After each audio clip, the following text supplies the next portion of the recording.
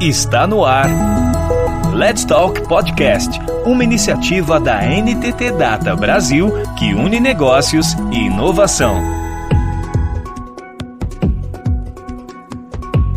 Neste episódio, a gente traz a continuidade da seleção de momentos do webinar Privacidade no Setor da Saúde, apresentado por Andréa Tomé, diretora para Soluções de Cybersecurity, e Marcelo Nascimento Júnior, líder em IRM. Andréa começa com um tema central e muito relevante, o Phygital, a conexão do meio físico com o meio digital no ambiente de saúde. Essa história toda leva a gente para a tendência, uma das tendências de transformação digital, que é Phygital. É a conexão do mundo digital com o mundo físico, certo? A gente estava falando de ambiente hospitalar. Eu tenho a entrada de um profissional numa instalação, ele chega até uma sala restrita para fazer uma cirurgia, vai consultar a sua escala, e hoje ele faz a cirurgia através de máquinas e equipamentos, muitas vezes para um paciente que não necessariamente está ali fisicamente. Então, é a conexão do físico com o digital. E aqui a gente começa a trazer particularidades para pensar em segurança de uma forma até mais profunda, porque aí eu tenho que ter controle lógico e controle físico. Não é só questão de câmera para expor a minha imagem, ou seja lá o que for. Eu começo a colocar máquinas, eu começo a conversar com máquinas. Eu não sei quantos chegaram a ver, mas a gente já teve, dentro da pandemia, casos de invasões que geraram perda de energia no hospital e isso teve um impacto fatal em certos pacientes. Houve morte nesse sentido, né? Foi uma invasão através de um ataque hacker que, se eu não tenho energia, gente, respirador, todo e qualquer equipamento necessário e vital, eu não tenho como colocar em funcionamento. E aí eu começo a pensar em engenharia reversa, né? Como prevenir isso, como inibir esse tipo de coisa com os controles e ferramentas que a gente tem para segurança. Aqui a gente começa a pensar, Marcelo, na comunicação desses controles e na conexão desses controles tradicionais que a gente pensa no computador, no desktop, no notebook, já levando para os equipamentos hospitalares que são digitais, né? Que tem algum tipo de inteligência e de atuação com o ambiente físico e com o ser humano, tá? Pode ser desde um equipamento que manuseie ali a coleta de material orgânico para análise, mas também pode ser um equipamento que mantém os sinais vitais, que monitora os sinais vitais, ou também que me permite fazer uma cirurgia ou qualquer procedimento, né? Essa questão do Phygital, como é que, para mim, em termos da parte técnica de segurança, é algo que exige a nossa até criatividade e foco para entender bem o negócio e começar a colocar ali os ponteiros adequados de proteção, que é uma tendência em todas as indústrias, não é só no setor de health. Como é que você vê essa questão de Phygital sob a ótica jurídica? A gente tem um instrumento aqui muito interessante, onde o ambiente pode se tornar propício a construir uma ação delitosa. Ou seja, o que a gente quer dizer com um monte de palavra bonita?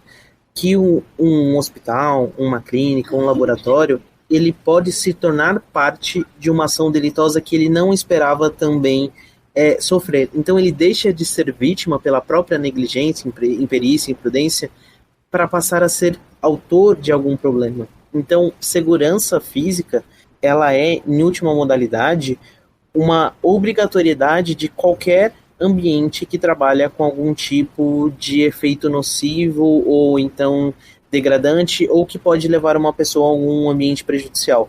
Mas qualquer um? Sim, qualquer um. Você pode checar, por exemplo, olhar pela janela e olhar para a rua. Você vai encontrar guarda-reio, você vai encontrar sinalização, você vai encontrar...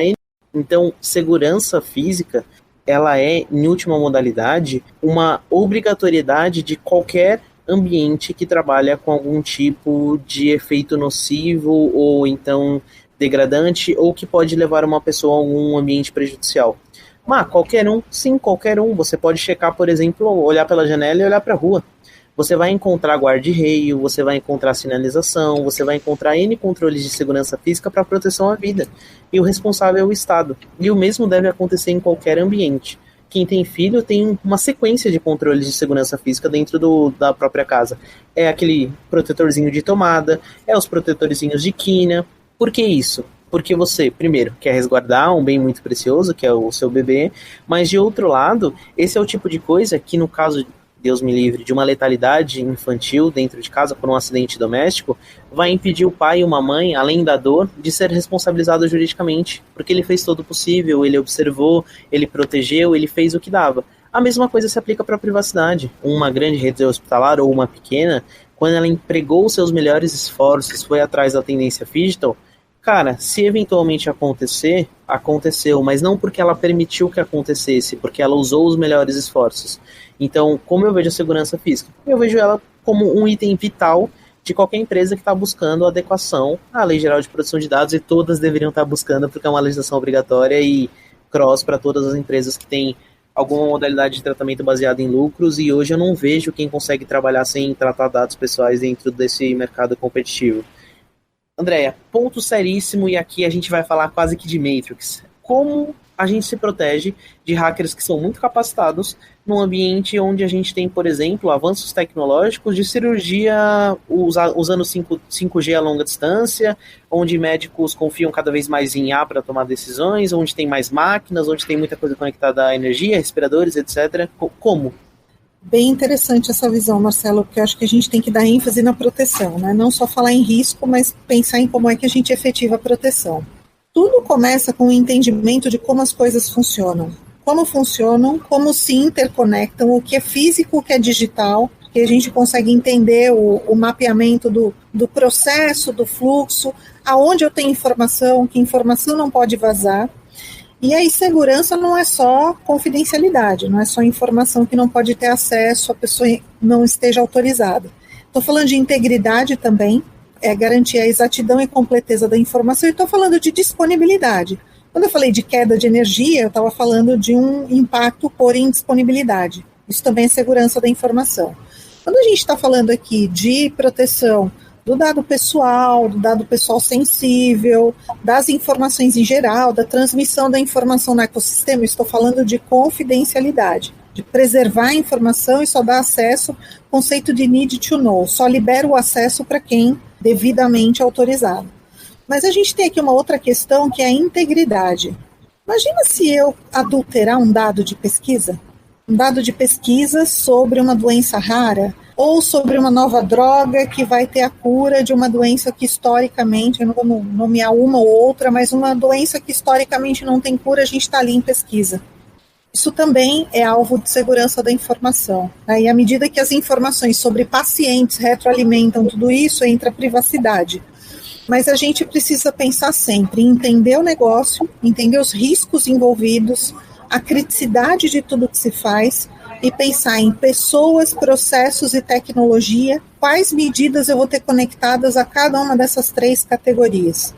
Então, exemplo de medidas de proteção para pessoas, campanhas de conscientização, informação, treinamento e capacitação, informativos, como os hospitais fazem hoje com relação às fraudes financeiras, né, que começam com vazamento de dados.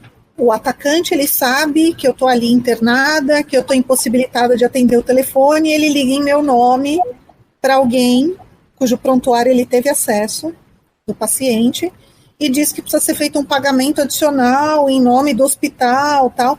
Isso começa com vazamento da informação e eu chego até uma possibilidade de fraude. Então, a conscientização, ela tem que ser trabalhada. Os processos. O processo é onde eu desenho o que eu preciso fazer para reagir a esses impactos adversos antes de chegar na tecnologia. E não o contrário. Tem muita gente que implanta a tecnologia primeiro e depois vai ver como é que as coisas vão ser protegidas. Pode até funcionar, mas talvez a gente não extraia 100% do benefício que a tecnologia traz se eu não tiver um desenho de um processo muito bem estruturado, com relação ali com o match, com o processo de negócio e com o que ele precisa. Veja quantas particularidades a gente está falando aqui do ecossistema. Então, assim, se eu conciliar a visão do processo de negócio com as medidas de proteção para pessoas, com conscientização, treinamento e capacitação, com processos, desenhar os controles de segurança, sejam eles de segurança física, lógica, como é que as coisas vão funcionar. E aí sim, vou trabalhar com ferramental para conseguir automatizar as proteções eu estou trabalhando num processo de evolução de maturidade contínua para tentar reduzir a minha chance de ter impacto adverso em qualquer parte do ecossistema de saúde. Você validaria isso?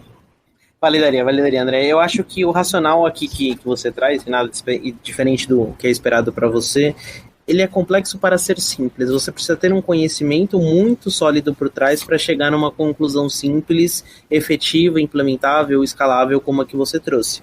Juridicamente, isso é tudo que um advogado busca, porque o advogado ele trabalha em função de provas, de produção de um conjunto probatório para caso dê problema. Por ser a via jurídica ela está se tornando consultiva nos últimos tempos, mas ela é muito mais combativa do que consultiva, ela é muito mais contenciosa em última análise. O advogado ele trabalha em função de construção de conjunto probatório. E isso que você está fazendo cumpre muito bem, isso que você está fazendo, trazendo para a gente, cumpre muito bem o que a gente conversou lá. Diligência razoável, ou seja, a capacidade, a alocação de recursos competentes, com conhecimento, e também a boa-fé objetiva, a intenção de produzir um resultado melhor, mais aplicável, mais adequado para dentro de um ambiente. Então, eu validaria seu processo, assim, Andréa. Você escapou muito bem. Aproveitando, antes que venha outra pergunta difícil. O mercado de dados pessoais, né? A gente está falando muito de vazamento, de fragilidade de proteção, de um percentual baixo de empresas que acredita que está bem preparado para esse tipo de fraude ou para conseguir proteger a informação aí que circula pelo ecossistema como um todo.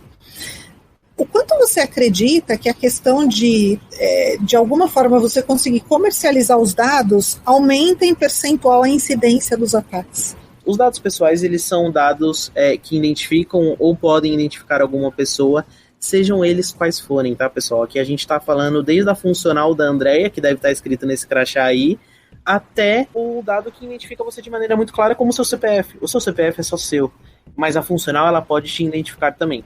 Os dados pessoais sensíveis, por outro lado, eles são um conjunto de dados pré-estabelecidos, fixados em lei. Então, os dados pessoais sensíveis são somente aqueles que a lei traz como sensível. E entre eles estão os dados médicos, que é o centro da nossa discussão aqui. Por que os dados pessoais sensíveis são sensíveis? Porque, como todo mercado explica, eles podem causar uma ofensa direta aos direitos humanos e alguma modalidade de discriminação ou de afastamento do convívio social em algum nível. Mas isso é só uma parte do todo. Os dados pessoais sensíveis são sensíveis devido à imutabilidade. A imutabilidade é perpétua ou a imutabilidade de histórico. Então, os dados pessoais sensíveis, especialmente os médicos, são muito buscados, porque você não consegue alterar eles. Pós-vazamento, pós-intrusão nesses dados, você se torna refém dos seus próprios dados.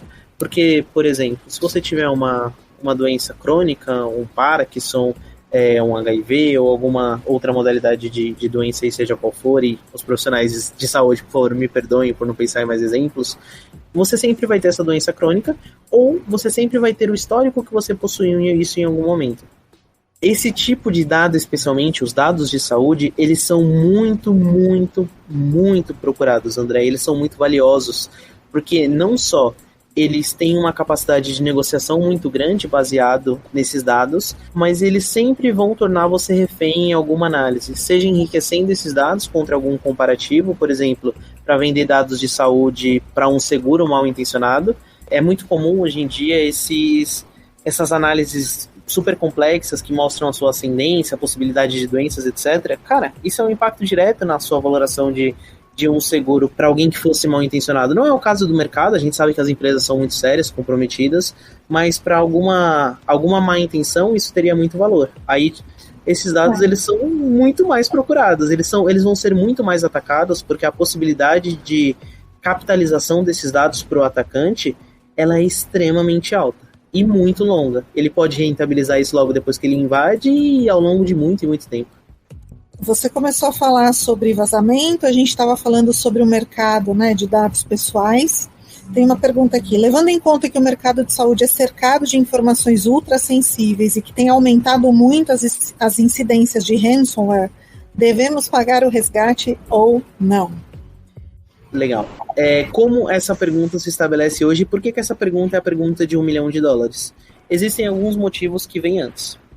capacidade de restauração do ambiente, qual tipo de ransomware foi feito, se foi totalitário, se foi parcial, se teve algum tipo de afetamento de dados pessoais ou não, se os dados pessoais afetados podem ser recuperados de maneira direta por meio de backup, ou então de maneira indireta por meio de um novo rollout, enfim, várias perguntas associadas que vêm antes da análise da resposta em si. Agora, se deve pagar ou não. Essa é uma questão de eficiência imediata com altíssimo risco, porque não necessariamente você vai estar negociando realmente com o hacker, não necessariamente o hacker tem um mecanismo para descriptografia de dados, não necessariamente ele vai te permitir ter acesso a esse mecanismo pós-pagamento, mas, de outro lado, você pode ter, e aí é uma decisão executiva muito sólida, executiva, e quando eu falo é de um corpo executivo, jurídico, CEO, analista de riscos, enfim, pessoas com muita experiência de mercado e conhecimento de empresa para decidir.